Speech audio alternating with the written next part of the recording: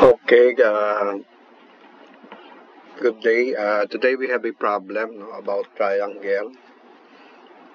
We are given angles of triangles in the form of variables. Okay, let's read the problem. No? The problem states a triangle has angles 4x minus 10, x plus 20, and 2x plus 30. Okay, the instruction, find the value of x and the measure of each angle. Okay, in this problem, you will notice that the value of angles, no, of our given triangle are expressed in variables. For example, 4x minus 10, the second angle expressed as x plus 20, and the third angle expressed as 2x plus 30. So how do we address and solve this problem? First thing first, the first thing that we need to do here is to solve for the value of x. And then after solving for the value of x, we substitute the computed value of x to those of the variables that represent each of the three angles of a given triangle. Okay, so how do we proceed with that? It's like this. Okay, we simply add. No? Okay, the value of first angle is 4x minus 10. We add the value of the second angle, which is plus x plus 20. Okay, next we add the variable for the third angle, plus 2x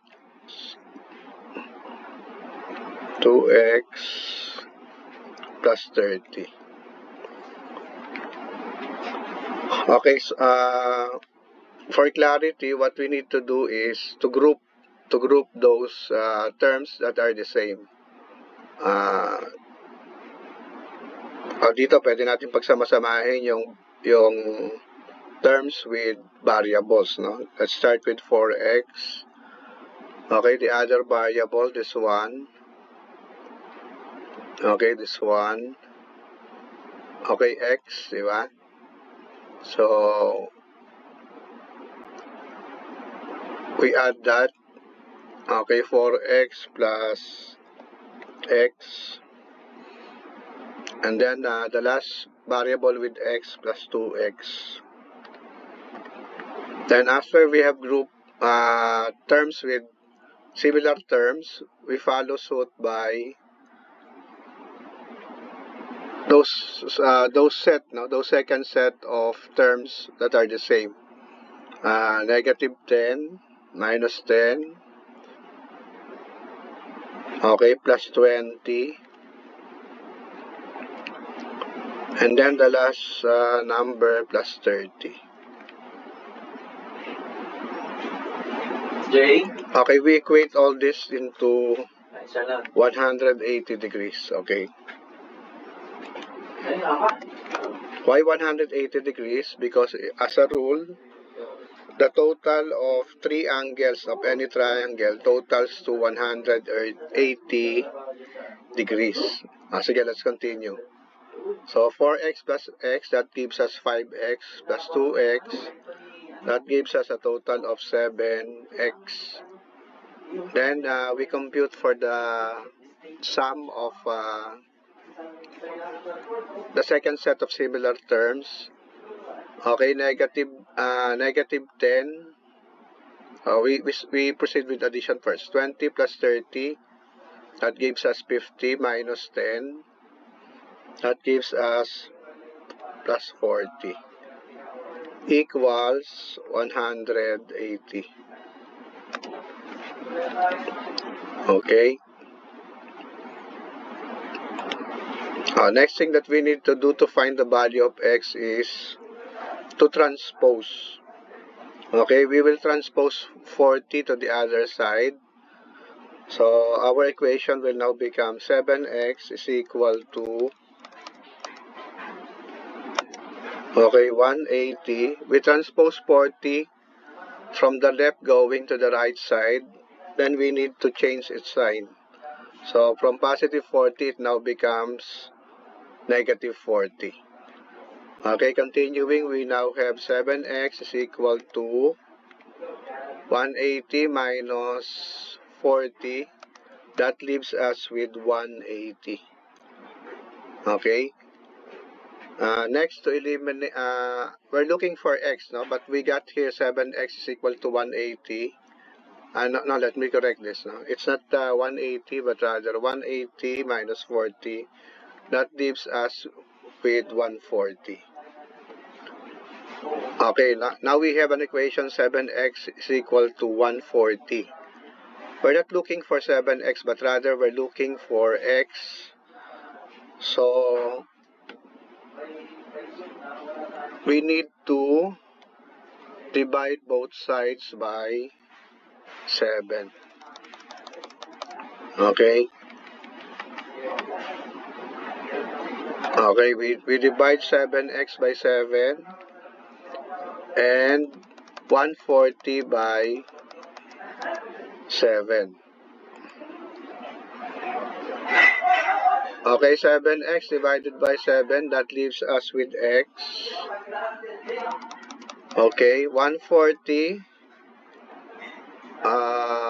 divided by 7, that gives us 20. So the value of our x is 20. Okay. Now that we have the value for x, the next thing that we will do is substitution. Okay.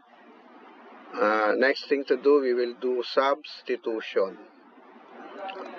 Okay. Substitution. Which will we substitute? We will substitute our computed value of x to the variable, no, for each of the given angle.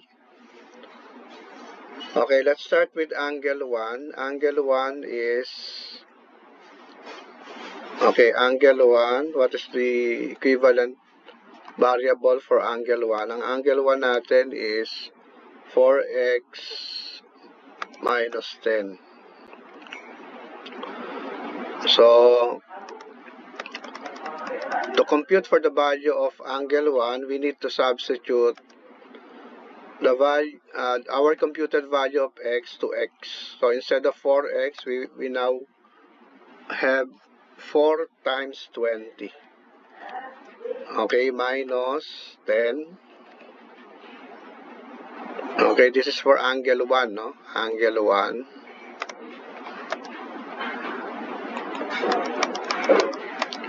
Okay.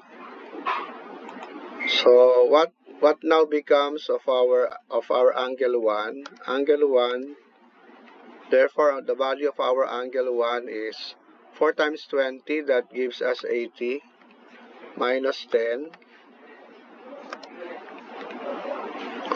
So that means the value of our angle 1 is, okay, 80 minus 10, 70 degrees. Okay. Okay, we got 70 degrees as value of angle 1. Okay. Okay, moving on. Let's now proceed by solving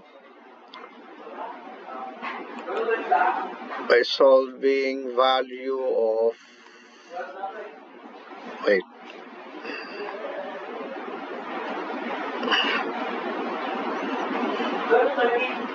Okay, we proceed with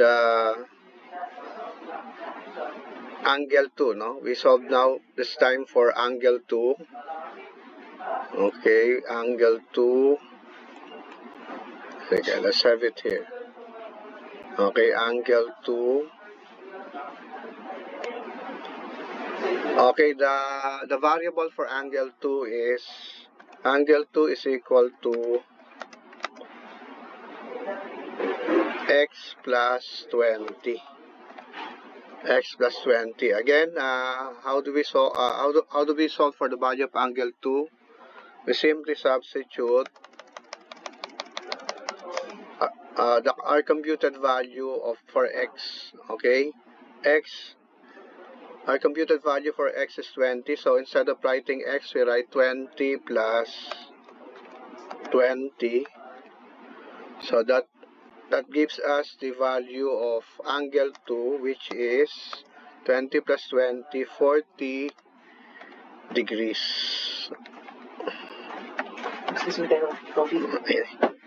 Okay, 40 degrees, no? So, solve na natin, no, yung degrees or value of or measure of angles 1 and 2. Okay, let's proceed next to solving the value of our angle 3. Angle number 3.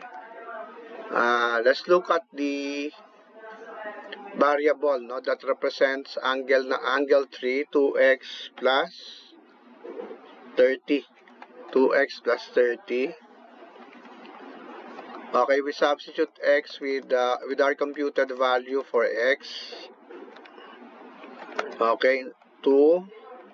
Instead of writing x, we write 2 times 20. Okay, plus 30. Okay, let's continue. So, 2 times 20, 2 multiplied by 20 is 40. Okay, plus 30. Okay, then that gives us the value of our angle 3, which will be 40 plus 30, 70 degrees. Okay, no? So that is how we compute the value of angles written in variables. Okay, again, let's go back to the steps that we did. We made use of first. We added the given variables for x minus 10 plus x plus 20 plus 2x plus 30, and then next, what we did is we tried to group similar terms. Okay, we group the first set of similar terms, those with variables, and those of the second set of similar terms, those of whole numbers, 10, 20, 30. And then we equate them to 180. Okay, so sabi natin, all triangles, when you try to total the 3 angles, that equals to 180. Let's try to check now. Angle 1. Okay, angle 1 plus angle 2 plus angle 3. Sabi natin, supposedly that should equal 180. Let's check. What is our computed value for angle 1? We got 70. Okay, 70 for angle 1. Okay, plus anong computed value natin for angle 2? Angle 2 is 40. 40 plus angle 3, we have 70. Okay, no?